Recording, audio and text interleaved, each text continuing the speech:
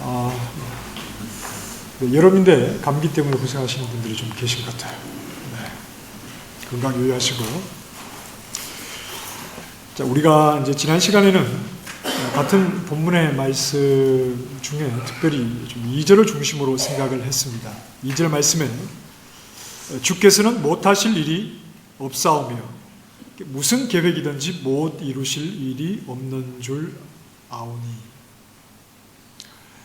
자, 이 말씀은 내 소원을 이루기 위해서 이용되는 말씀이라기보다는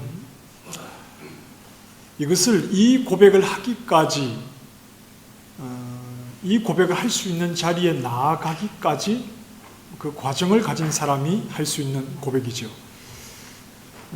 주님께서 마치 안 계신 것 같은 자리, 이제 모든 것이 끝이 난 것 같은 그런 상황, 더 이상 가능하지 않고 불가능해 보이는 그러한 자리에서 본 자가 못하실 일이 없으시다 하는 주님을 고백하게 되는 그런 의미라고 그랬습니다. 하나님은 내 현실을 이기시는 분이죠. 내 현실의 모든 상황이 하나님 안에 있다 하는 겁니다.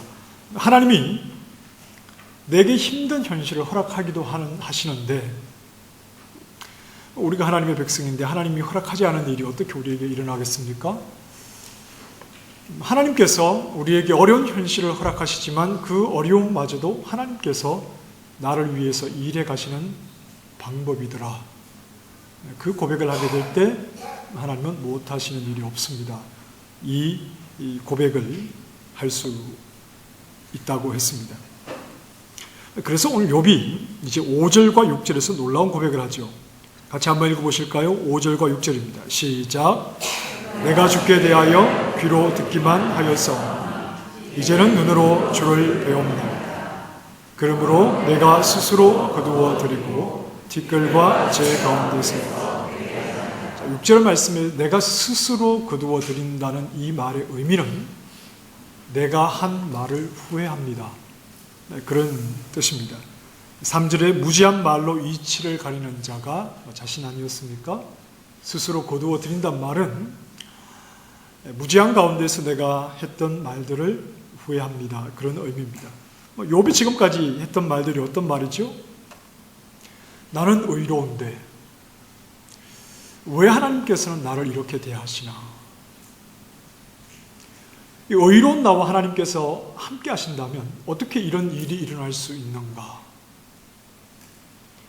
나는 의로운 자로 하나님을 바라보고 있는데 왜 하나님의 일하심은 내가 전혀 이해하지 못하고 내가 기대하지 않던 이런 일들로 하나님의 일하심을 이루어가는가? 이것이 욥이 고난 속에서 계속해서 하나님을 향해서 외쳤던 소리입니다. 하나님이 어디 계신가? 왜 하나님은 나와 함께하지 아니하시는가? 이런 말들을 후회하며 대신 티끌과 재 가운데 앉아서 회개한다고 합니다. 티끌이라는 것은 먼지죠. 재라고 하는 것은 가치 없는 것을 말합니다. 모든 것을 다 태워버리고 남은 재니까 그게 무슨 가치가 있겠습니까?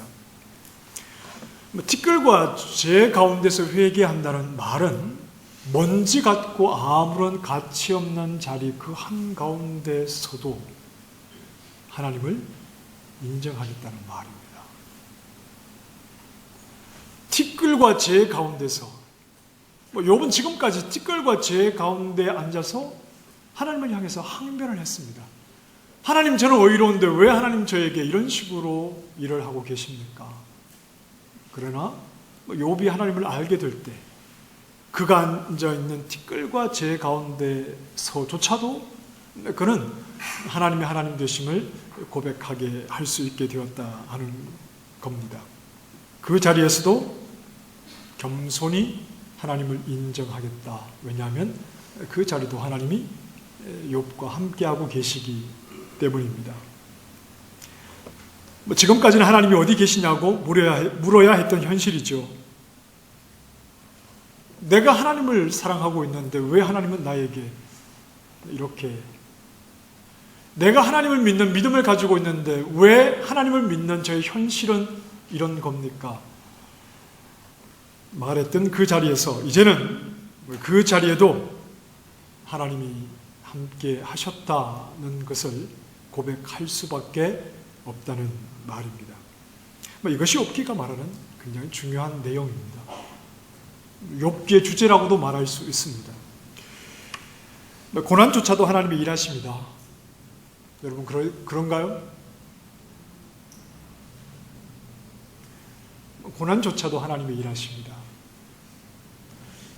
내가 고난 가운데 있을 때 그때는 하나님이 나를 저 구석에 저 변두리에 몰아두신 것이 아니라 오히려 내가 고난 가운데 있을 때 하나님이 더 많은 관심과 그분의 뜻을 나타내고 계신 시간이다.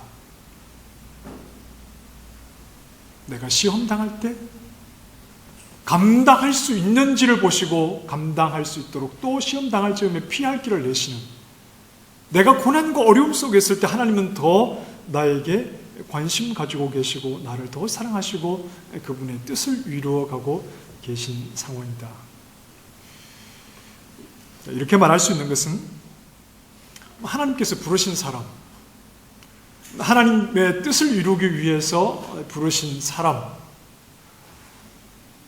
그리고 하나님이 사랑하신 사람, 그들을 하나님은 한결같이 고난의 자리로 인도하셨기 때문에 그렇습니다. 하나님께서 뜻을 이루시고 그를 사랑하셔서 부르신 사람들을 한결같이 고난의 자리로 인도하셨다는 것은 그 고난의 자리가 하나님이 뜻하신 것을 이루어 가시는 그 중심에 있다는 말이죠. 아브라함이 그랬죠. 또 요셉이 그랬습니다. 다윗도 그러했습니다. 사도 바울도 그러했고 예수님의 제자들도 그러했습니다.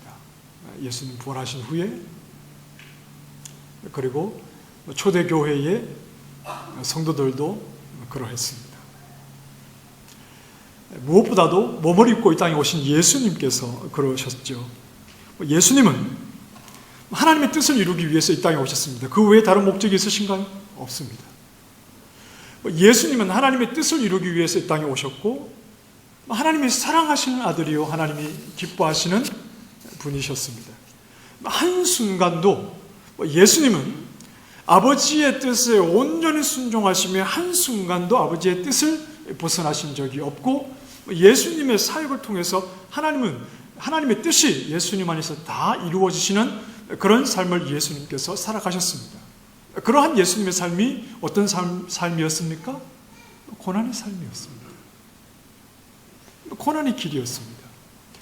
하나님의 뜻을 이루기 위해서 그 한 가지 목적을 가지고 오신 예수님의 일생이 고난의 길을 걸어가셨다는 것은 우리가 경험하게 되는 이 고난의 자리가 하나님이 결코 우리와 함께 하시지 않는 자리가 아니라 하나님의 나를 내치신 것이 아니라 하나님의 뜻 안에 나를 그 중심에 두고 계시기 때문에 하나님을 믿는 우리에게 고난이 허락되고 있다 하는 거지요. 욥의 회개는 티끌과 죄를 벗어나기 위한 회개가 아닙니다. 티끌과 죄를 벗어나기 위한 회개가 아닙니다. 티끌과 죄 속에서도 함께 하시는 하나님을 바라볼 수 있게 되었다. 그 고난의 시간에도 나와 함께 하시는 그 하나님을 바라보지 못했던 것에 대한 회개지. 내가 이제 회개하니 하나님 이 티끌과 죄를 좀 벗어나게 해주십시오. 그 의미가 아니었다는 거죠. 그 이유를 5절에서 이렇게 말했죠.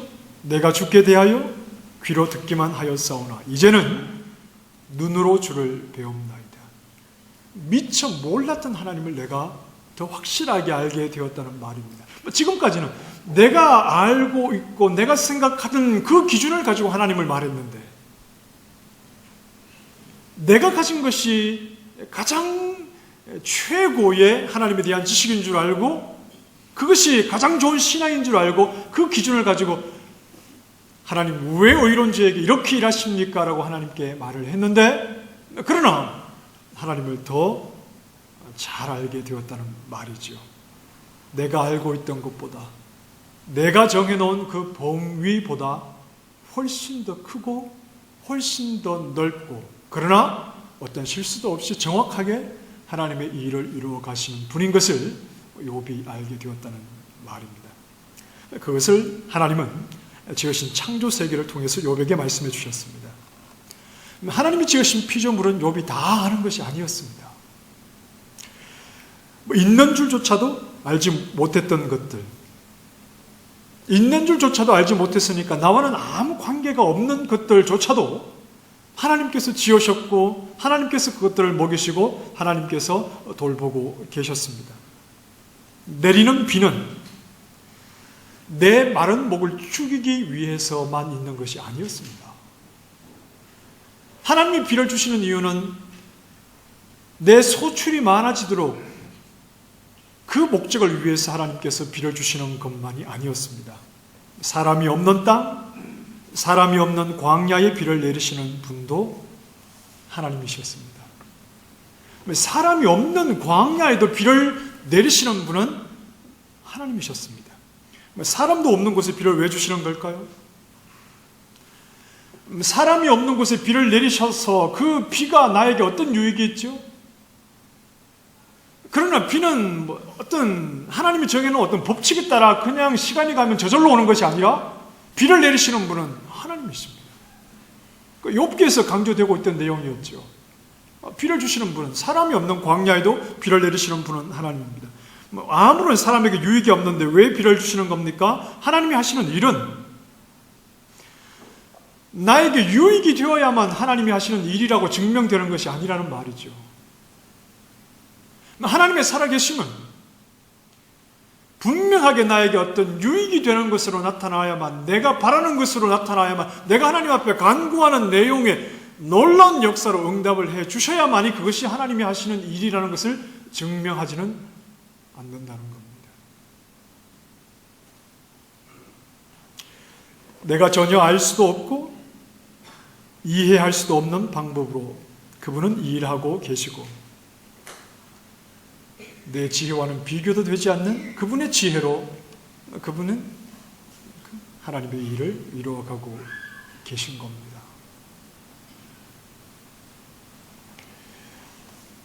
이런 창조의 내용을 통해서 욥은 자신의 이해를 넘어서시는 하나님을 알게 되었습니다.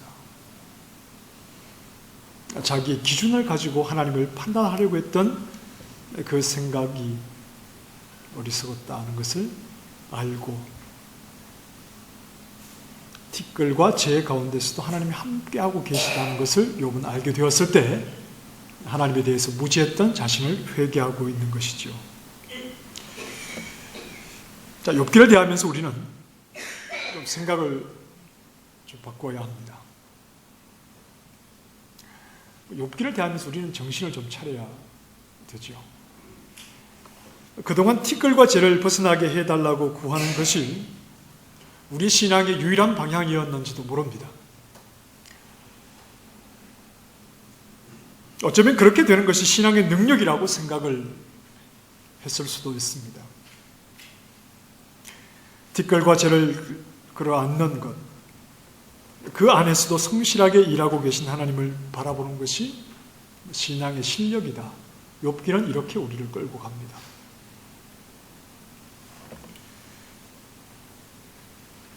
우리의 생각을 좀 바꿔야겠죠?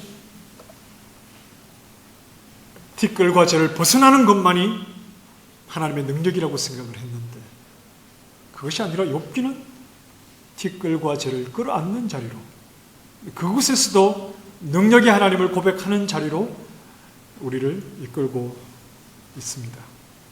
지난 시간 내 삶 속에서 하나님이 안 계셨던 것 같은 그 자리에 사실은 하나님이 계셨죠. 지난 시간 하나님의 일하심이 능력 가운데 나타나지 않는다고 하나님을 향해서 불평하고 원망했던 그 자리에 사실은 하나님이 함께 하셨습니다. 그 자리에 계셨던 하나님을 발견하지 못한 나의 한계를 이제 넘어서도록 욥기가 우리를 그렇게 이끌어가고 있는 것입니다. 어떠십니까, 여러분? 잘 따라오셨습니까?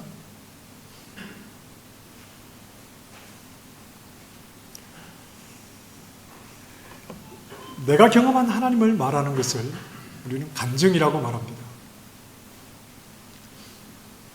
내가 경험한 하나님을 말하는 것을 간증이라고 말합니다. 간증이 주는 유익이 있죠. 하나님은 어디에나 계시더라 하는 겁니다. 하나님이 안 계신 것 같았는데, 그래서 절망이었는데, 사람의 방법으로는 더 이상 방법이 없다고 말하는 그 자리, 그 낭떠러지 끝에 서 있는 것 같았는데 그 자리에도 하나님이 계시더라 하는 것이 간증 아닙니까? 그래서 굉장히 힘들고 절망스러운 상황에 어떻게 하나님께서 역사하셨는가를 간증을 통해서 우리는 가끔씩 들을 때가 있습니다. 자, 그런데 간증이 주는 왜곡이 있습니다.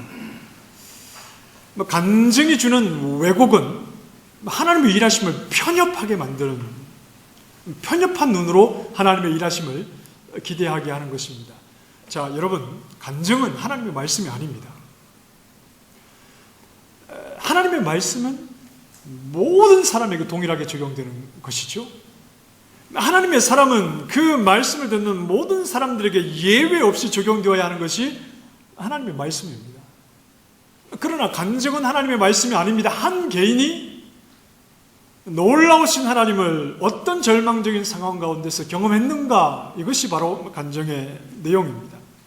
내가 경험한 하나님을 다른 사람도 동일하게 경험해야 할 필요는 없지요. 하나님의 말씀이라면 모든 사람들에게 동일하게 적용되어야 하지만 간증은 한 개인이 크신 하나님의 한 부분을 경험한 것을 말하는 것이기 때문에 간증이 내가 경험한, 누군가가 경험한 하나님을 나도 동일한 방법으로 그대로 경험할 필요는 없습니다. 그리고 하나님은 어떤 사람에게 역사하셨던 동일한 방법으로 나에게 역사하지 않으실 때가 많습니다. 나도 저 사람처럼, 우리가 간증을 들으면 나도 저 사람처럼 되면 좋겠다, 나도 저 사람처럼 해서 저렇게 은혜를 받아야 되겠다라고 생각을 하게 되지만 동일한 방법을 사용해도 동일한 역사가 나타나지 않는 경우가 종종 있습니다. 간증은 한 사람에 대한 하나님의 일하심이기 때문에 그렇습니다. 제가 신학교 다닐 때 언젠가 말씀을 한번 드린 것 같기도 한데, 그 방언을 하는 친구가 부러워서 어떻게 너는 방언을 하게 됐냐 이렇게 물었습니다. 그랬더니 이 친구가 어떻게 자신이 방언을 하게 되었는지 이제 저에게 설명을 해줬는데, 경기도 수원에 가면 기도원이 하나 있습니다.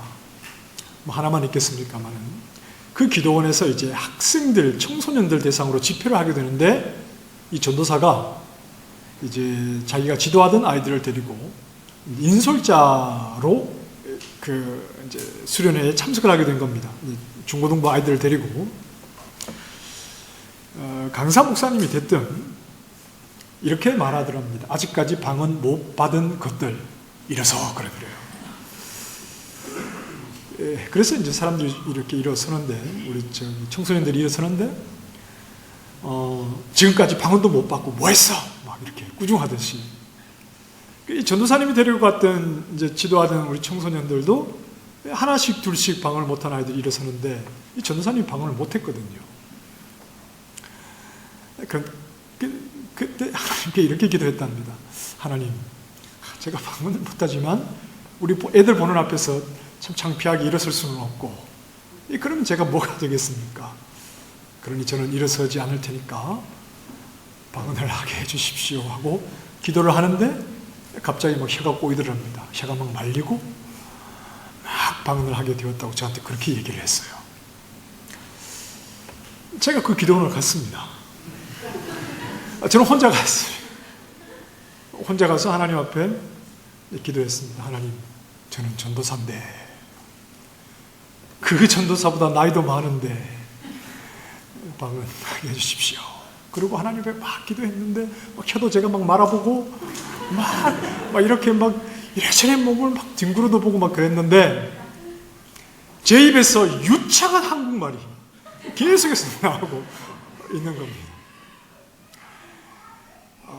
간증에 대한 얘기를 하다가 여기까지 왔는데, 내가 어떤 간증을 들었다고 해서 하나님이 그 사람에게 그렇게 역사하셨다고 해서 동일한 방법으로 나에게 역사하시지는 않을 가능성이 상당히 크다는 것을 생각을 좀 하셔야 합니다. 하나님의 일하시면 다양성이 있습니다. 하나님이 일하시는 방법은 너무나 다양해서 우리가 함부로 하나님이 하시는 일에 대해서 판단을 하기가 어려울 정도죠. 그 다양성은 마치 하나님이 안 계신 것 같은 상황으로도 우리를 이끌어 가신다는 생각을 해야 합니다. 자, 여러분 성경을 한 절 보실 텐데 사도행전 12장으로 한번 가보십시다.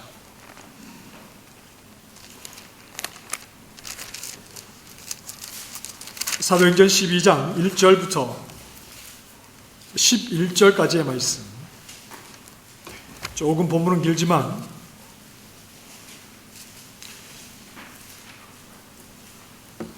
12장 1절부터 11절입니다. 자, 여러분 같이 한번 읽어보실까요? 시작.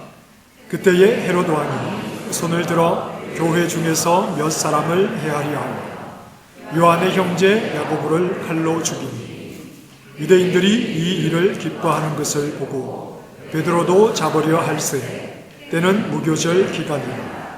잡음에 옥에 가두어 군인 내식인 네 패에게 맡겨 지키고 6월절 후에 백성 앞에 끌어내고자 하더라.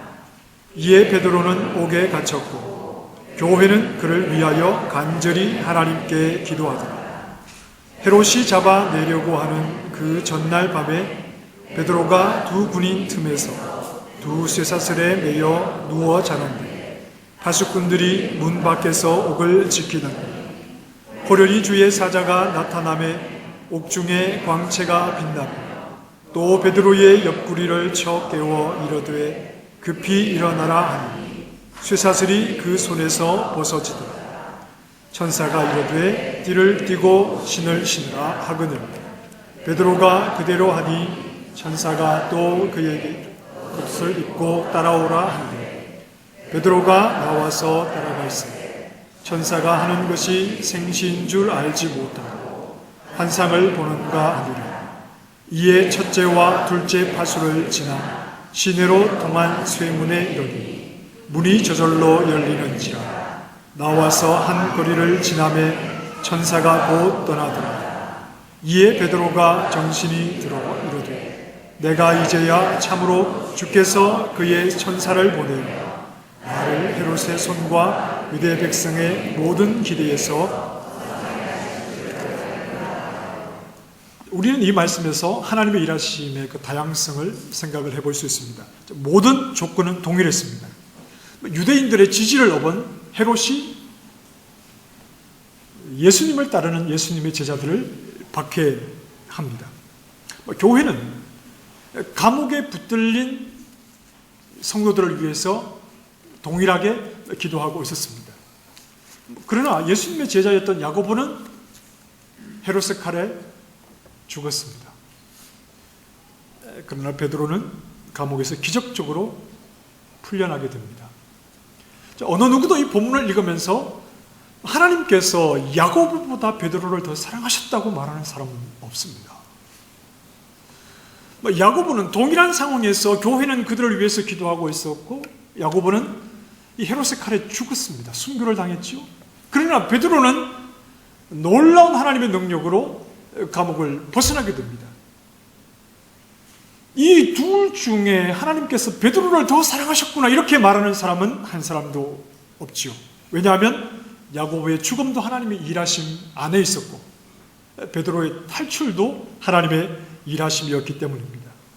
이들을 위해서 기도했던 교회의 바람은 무엇이었을까요? 무사히 저 감옥에서 붙잡힌 데서 벗어나기를 교회가 기도했을 것입니다. 그러나 하나님의 일하심은 교회의 기대와도 달랐습니다. 교회의 기도가 무의미했다는 말이 아닙니다. 교회가 그 상황을 하나님께 맡기고 하나님께서 그분의 선하신 뜻을 따라서 일하실 것인데 그 결과가 전혀 다른 결과가 나왔으나 그 모든 영역이 하나님의 일하심 안에 있었다는 겁니다. 하나님 앞에 기도한다는 것은 내가 원하는 대로 이루어 달라는 것이 아니라 이 일은 하나님의 일이니 하나님의 기뻐하시는 뜻을 따라 모든 것을 이루어 주십시오 하고 하나님께 맡겨 드리는 것인데, 그것이 야고보의 죽음으로도 또는 베드로의 탈출로도 나타나게 되는 이 모든 상황은 하나님의 일하심 안에 있었다 하는 것을 우리는 고백할 수 있어야 합니다. 우리의 뜻이 이루어져야 선한 것이 아니라 우리는 다만 선하신 하나님께서 정하신 대로 그 뜻을 이루어 가시는 줄 알아 우리의 눈에 보기에 어떠하든지 우리는 우리의 모든 것을 하나님께 맡겨 드릴 수 있는 믿음이 있기 때문입니다. 예수님의 생애는,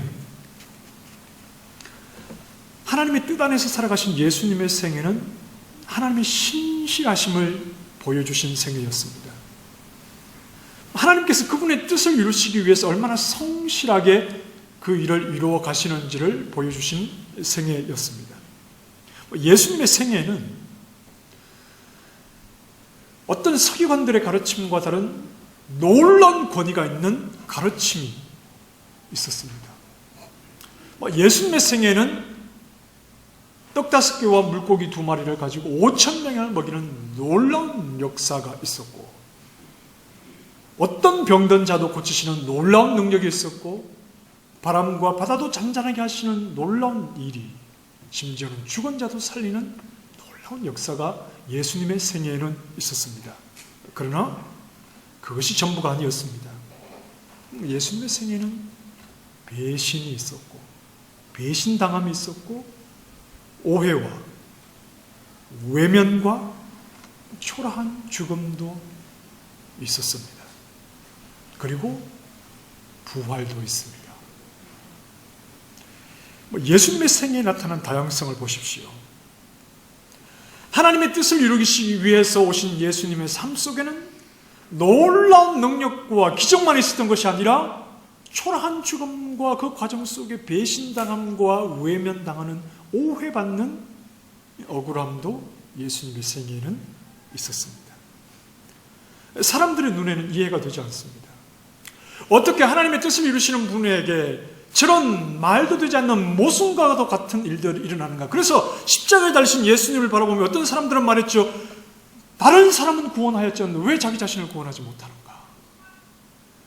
다른 사람들에게는 놀라운 기적을 베풀어 그들을 자유롭게 하고 병과 귀신에 매였던 것에서 그들을 자유롭게 했지만 왜 자기 자신은 구하지 못하는가? 사람들은 전혀 하나님이 일하시는 방식이 이해가 되지 않았습니다.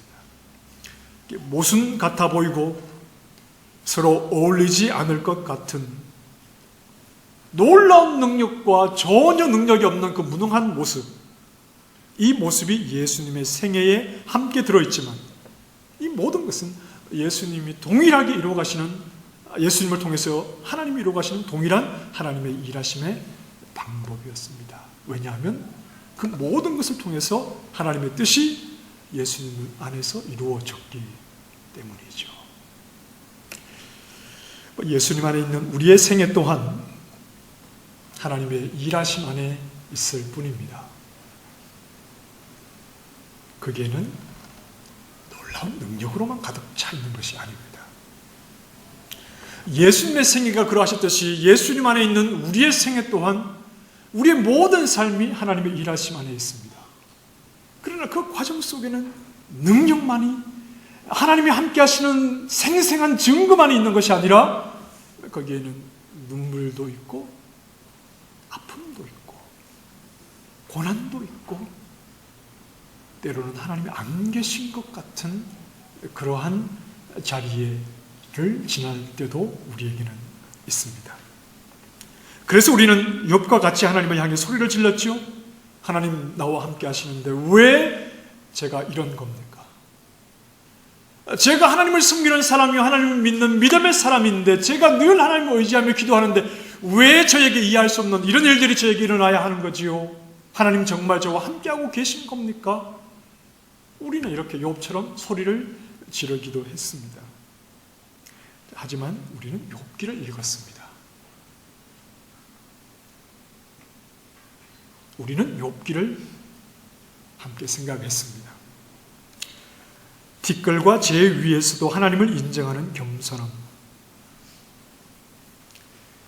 티끌과 재를 끌어안고서 이 자리에는 하나님이 안 계시다고 말했던 그 말을 다시 거두어 드리며, 티끌과 재 위에서도 내 인생에 원치 않는 어둠의 시간을 지날 때도 하나님이 나를 버리신 것이 아니라 하나님이 나와 함께하고 계셨음을 그 자리에서도 고백할 수 있는 것이 하나님의 일하심 안에서 살아가는 우리 인생들이 하나님 앞에 보여야 할 분명한 믿음의 모습이다 하는 것이지요. 여러분, 그렇게 하실 수 있겠습니까? 함께 욥기를 보셨는데 이제 그렇게 하실 수 있겠습니까? 하나님의 일하심의 폭이 얼마나 큰지 욥기 내내 강조를 했습니다. 죽은 자를 살리는 능력도, 그러나 십자가에서 죽으시는 죽음도, 그 모든 폭이 하나님의 일하심 안에 있다는 것을 우리는 계속해서 강조를 했으니, 이제 머리로는 알았으니 우리의 삶에 적용을 해야 합니다. 여러분, 두려워하지 마십시오. 삶의 자신감을 가지십시오. 그 자신감은 내가 뜻한 대로 모든 일들을 이루어낼 수 있기 때문에 생기는 자신감이 아닙니다. 못하실 것이 없는 하나님께 기도하면 무엇이든지 하나님 이루어 주시기 때문에 생기는 근거도 없는 그런 자신감이 아닙니다. 우리를 앞서 살아간 그리스도인의 삶을 보십시오. 그분들의 삶에 굴곡이 없었습니까? 그분들의 삶에는 평안만 있었습니까?